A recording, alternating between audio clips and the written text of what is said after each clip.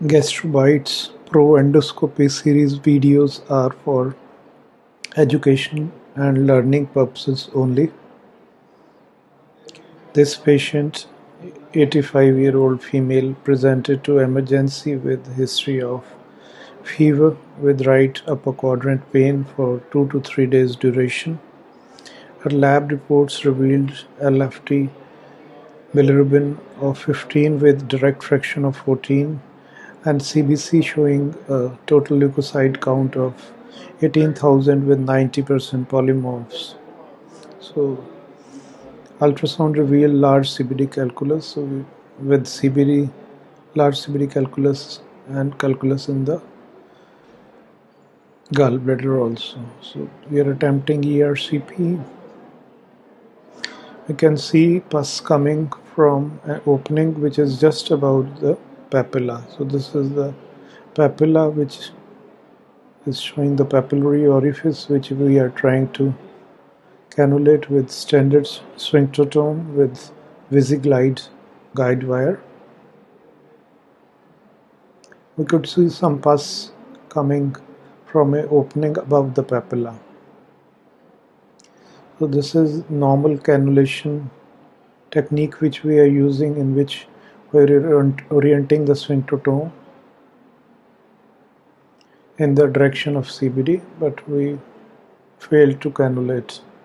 So quickly we switched to cannulation through this opening. So probably this was choledochoduodenal fistula which had spontaneously developed in this case to the patient's rescue.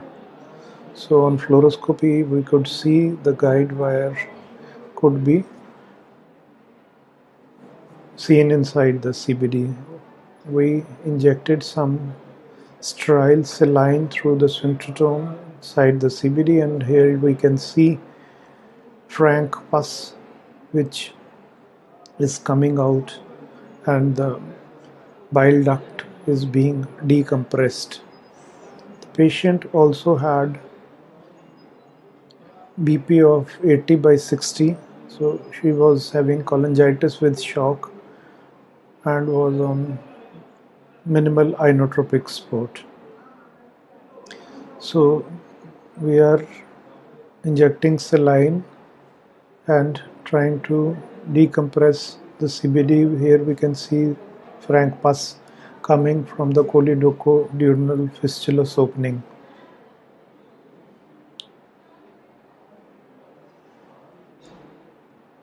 So our intention is to put in a stent. So we have taken out the sphincterotome, and now my assistant is inserting the stent over the guide wire, and here the double pigtail stent. This is the first marker, black marker over here, and we are orienting the stent into the CBD slowly but carefully.